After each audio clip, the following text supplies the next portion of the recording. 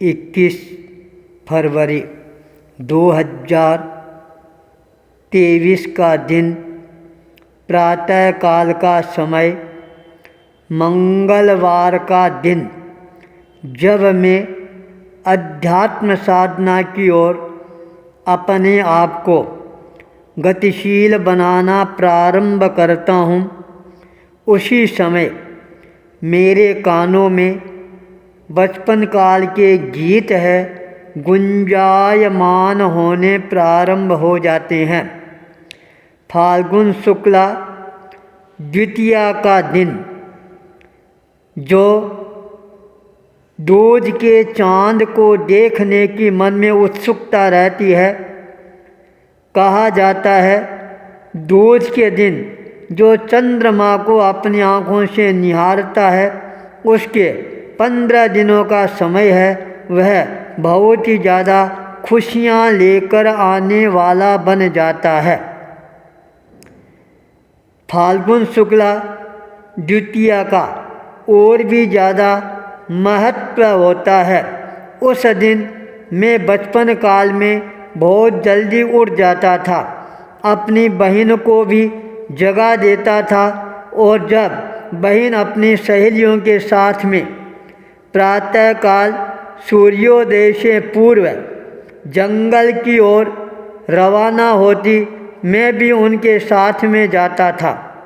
बगीचे में सेवकों की बगीची, वहाँ पर फुलड़े तोड़कर लाते थे। उनके मीठे मीठे लाल लाल छोटे छोटे फल भी लगते थे, खाने में बहुत ही ज़्यादा मीठे थे। हमको आनंद आता था फुलड़े तोड़कर। जब वो सारी गली की कन्याएं वापस मुड़ती, तब उनकी स्वर लहरियाँ गुंजायमान होने प्रारंभ हो जाती थी। नियत स्थान पर आकर दीवार पर सफ़ेदी पोत कर वहाँ पर ईश्वर और गौर की तस्वीर बनाई जाती थी, जहाँ पर बैठकर वो कन्याएं गीत गाने प्रारंभ कर देती थी। जब वो स्वर लहरियाँ कानों में गुंजायमान होती है, तब मेरे को याद आता है आज का दिवस है वह फुलरिया दिवस के रूप में मनाया जाता है। आचार्य कालूगण की स्मृति लौट आती है। आज के दिन ताल छापर में आचार्य कालूगणी ने जन्म ग्रहण किया था। उनकी माता ने सामने काले भैरव के मंदिर में जाकर अरदास लगाई थी, आप मेरे को एक पुत्र रत्न है प्रदान करवाएं। उससे पूर्व उस परिवार में जो भी संतान जन्म लेती और वह संतान मृत्यु की गोद में समा जाती थी, ऊपरी छाया उसको खा जाती थी। पर वह बालक जब जन्म लेता है, ऊपरी छाया को भी नतमस्तक बनना पड़ता है। वह बालक भैरुंज के नाम से कालू के रूप में विख्यात होता है। अपनी माता के साथ संयम पथ पर अग्रसर होता है। जब नवलक का हार उसको बीदासर के बेंगानियों ने पहनाया, तत्काल उन्होंने उस हार को निकाल कर कहा, मेरी शोभा इस 9 लाख के हार से होने वाली नहीं है, मेरी शोभा तो मेरे संयम रूपी हार से ही होने वाली है। आचार्य कालूगणी का जन्म दिवस है, वह और भी ज़्यादा महत्वपूर्ण बन जाता है। जब आचार्य बनने के बाद उन्होंने खुली आँखों से अनेकों प्रकार के स्वप्न हैं संजोने प्रारंभ किए थे। जब मेवाड़ की धरा गंगापुर ज्ञान जी के चौक में रंग महल में आचार्य कालूगणी ने मुनि तुलसी को अपना उत्तराधिकार सौंपा। साथ के अंदर कुछ करणीय कार्यों का निर्देश भी प्रदान किया।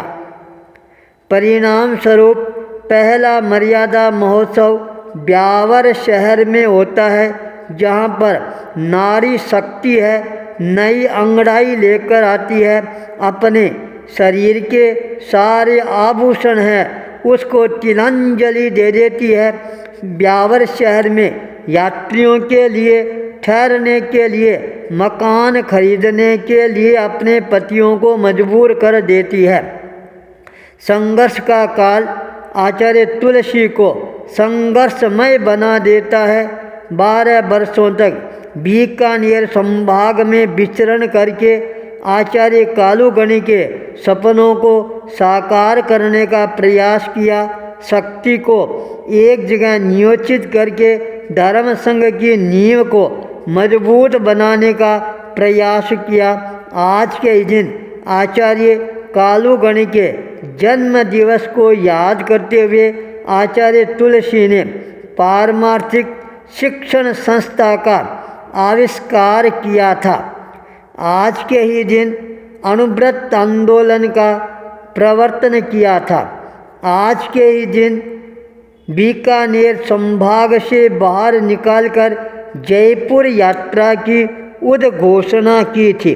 जब ये सारे प्रकल्प मेरी आँखों के सामने तैरने प्रारंभ हो जाते हैं, मन में संकल्प जगता है, क्या तुम भी अपने जीवन में फुलरिया दूज के दिन कोई संकल्प है कर सकते हो क्या? भीतर की चेतना का जागरण होता है और मैंने अपने मन में संकल्प कर लिया। वह संकल्प बहुत ही जल्दी मेरा पूरा होगा, यह मेरे को विश्वास होना प्रारंभ हो जाता है। ध्यान साधना परिसंपन्न होती है, स्वाध्याय का क्रम प्रारंभ होता है, मंत्र शक्ति की साधना संपन्न होती है। अनुलोम विलोम के साथ प्रतिक्रमण पूरा होते ही मैं अपने स्थान पर नीचे आकर जब बैठ जाता हूँ, उस समय योगी कुशल कुमार के मन में भावना जगती है, एक बार मैं सिरियारी जाकर आचार्य भिक्षु के उस समाधि स्थल पर अपना मस्तक है अवश्य ही टेक कर आऊँगा। तत्काल वो रवाना भी हो जाती हैं। मैं भी उनको हाईवे तक साथ जाता हूँ और वहाँ पर आश्चर्य भरी नज़रों के साथ मैं देखता हूँ अपने आप ही ड्राइवर गाड़ी रोकता है, निवेदन करता है, आप विराजो, मैं आपको स्टेशन तक पहुँचा देता हूँ। जब यह शुभ कार्य होता है, मैंने चिंतन किया, मैंने जो संकल्प किया है वह संकल्प भी मेरा अवश्य ही पूरा होकर ही रहेगा। जब मैं साधना की दृष्टि से आगे बढ़ता हूँ, भाई दिलीप चंडालिया दर्शन करने के लिए आता है। योगेश जी शर्मा का भी आगमन हो जाता है। अनेकों प्रकार की परिकल्पनाएं उभर कर सामने आने प्रारंभ हो जाती है। मैंने अपने मन की बात जो भी स्पष्टता के साथ कहनी थी वह कहने में संकोच की अनुभूति नहीं की।